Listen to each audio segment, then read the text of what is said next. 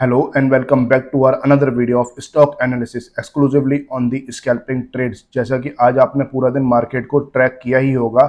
आज पूरा दिन मार्केट साइडवेज रहा, चाहे फिर वो निफ्टी हो, बैंक निफ्टी हो, सेंसेक्स हो, सारे ही सेगमेंट आज साइडवेज रहे सिवाय मिड कैप निफ्टी की। मिड कैप निफ्टी में एक थोड़ी बहुत तेजी आपको देखने को मिली होगी। उसी सबको देखते हुए स्मॉल कैप स्टॉक्स भी आज थोड़ा रैली कर रहे थे। उसी सबको देखते हुए काफी लोगों के मन में ये सवाल आता होगा कि काफी अच्छे रिजल्ट्स आ रहे हैं कंपनीज के, बट मार्केट परफॉर्म क्यों नहीं कर रहा है। यहाँ पर मैं आपको ये बता दूं कि आपको लॉन्ग टर्म के लिए सोचकर चलना है। यानी कि अभी जो निफ्टी के लेवल्स आप चेक कर पाएंगे, अगर निफ्टी 24,500 के पार नहीं जाता है तब तक आप उसमें लॉन्ग पोजीशन ना बनाएं। अगर लॉन्ग पोजीशन बनानी है तो निफ्टी को एक बार 24,500 का लेवल क्लियर करने दीजिए, बाद आप उसमें लॉन्ग जा सकते हैं। साथ साथ अगर मार्केट साइडवेज रहता है तो सबसे ज्यादा जो दिक्कत आती है वो आती है ऑप्शन बायर को। और उसी के साथ साथ चाहे फिर आप स्टॉक्स में ट्रेड करें या पर्टिकुलर किसी भी सेगमेंट में ट्रेड करें, एक थीटा डीके जो होता है वो सब कुछ खा जाता है। कि थीटा डीके जब स्टॉक्स पे या फिर निफ्टी पे पड़ता है या बैंक निफ्टी पे पड़ता है, वो प्रीमियम को गलाना स्टार्ट कर देता है, यानी कि मेल्ट करना स्टार्ट कर देता है। उससे पहले अगर आप शॉर्ट या लॉन्ग भी करोगे,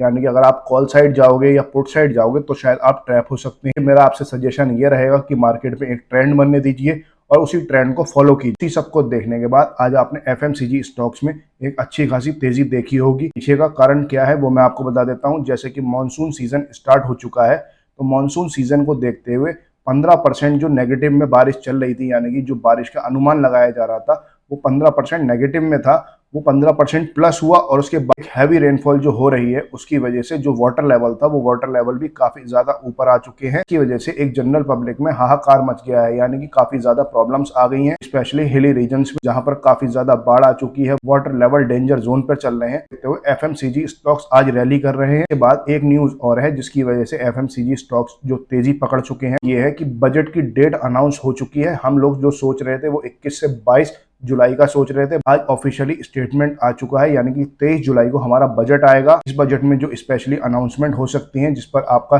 ध्यान होना चाहिए वो किसान, यानी कि हमारे जो फार्मर्स हैं उनके लिए इलाके हैं, यानी कि जो गांव है जो अभी तक डेवलप नहीं हुए हैं उनके लिए। इसी सबको देखते हुए हमको ये स्टॉक्स, यानी कि फर्टिलाइजर्स, केमिकल्स, एफएमसीजी स्टॉक्स, ये सबको अपने विश लिस्ट में ऐड कर लेना चाहिए। और जो एक स्ट्रक्चर खड़ा हो रहा है वो किसानों के फेवर में खड़ा हो रहा है, यानी कि आने वाले टाइम में fertilizers, chemicals, FMCG stocks pump कर सकते हैं और काफी अच्छा रिटर्न आपको बनाकर दे सकते हैं short term as well as long term के अंदर। वहीं पर अगर बात करूं रेलवे स्टॉक्स के बारे में, यानी कि आरवीएनएल, आईआरएफसी, इरकॉन इंटरनेशनल, पर आरवीएनएल में पुराने इन्वेस्टर है, वहां पर आपने ये चीज भी देखी होगी कि आरवीएनएल तो एक साइड चल ही रहा है, यानी कि अपवर्ड चल ही रहा है। उसके साथ साथ आपको फोकस में रखना है इरकॉन इंटरनेशनल, आईआरएफसी। यहाँ पर मैं फ्रेश बायर्स और जो एग्जिस्टिंग बायर्स हैं लिए एक इन्फॉर्मेशन देना चाहता हूँ। आपको यहाँ पर नहीं खरीदना है, यानी कि टॉप पर नहीं खरीदना है।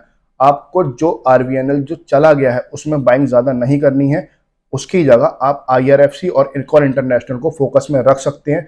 वो मैं इसलिए बोल रहा हूं क्योंकि जब गिरावट आएगी, अगर कोई भी डिप आता है तो उससे पहले आरवीएनएल में आएगा, उसके बाद जाकर इरकॉन इंटरनेशनल और आईआरएफसी में आए। इसलिए आप आईआरएफसी और इरकॉन इंटरनेशनल को फोकस में रख सकते हैं, यानी कि अपने विश लिस्ट में ऐड कर रख सकते हैं। देखा ही होगा अगर आपने इरकॉन इंटरनेशनल भी अगर लिया है तो इरकॉन इंटरनेशनल में भी आज 7 से 8% की तेजी आपको एक ही दिन के अंदर अंदर देखने को मिली होगी। इरकॉन इंटरनेशनल एक ही दिन के अंदर अंदर 8% की रैली देकर गया। आरवीएनएल में जो तेजी देखी होगी वो 13 से 14% की देखी होगी। के बाद आईआरसीटीसी भी यहाँ पर पीछे नहीं है, क्योंकि आईआरसीटीसी में भी आज एक पंप देखने को मिला होगा। जैसा कि आपने देखा कि जैसे ही बजट की डेट अनाउंस हुई आईआरसीटीसी भी पंप कर गए, क्योंकि ये भी एक बजट का स्टॉक है। ये सारी इंफॉर्मेशन आज आपके लिए थी, चाहे फिर वो मिड कैप की हो, निफ्टी की हो, बैंक निफ्टी की हो या स्मॉल कैप स्टॉक्स की, सारी इंफॉर्मेशन आज आपके साथ शेयर करनी थी। आई होप आपकी सब कुछ समझ में आ गया होगा। अगर वीडियो अच्छा लगा हो तो वीडियो को लाइक करें, चैनल पर पहली बार आए हैं तो चैनल को सब्सक्राइब करें। जब तक के लिए देखते रहिए हमारा यूट्यूब चैनल दी स्कैल्पिंग ट्रेड।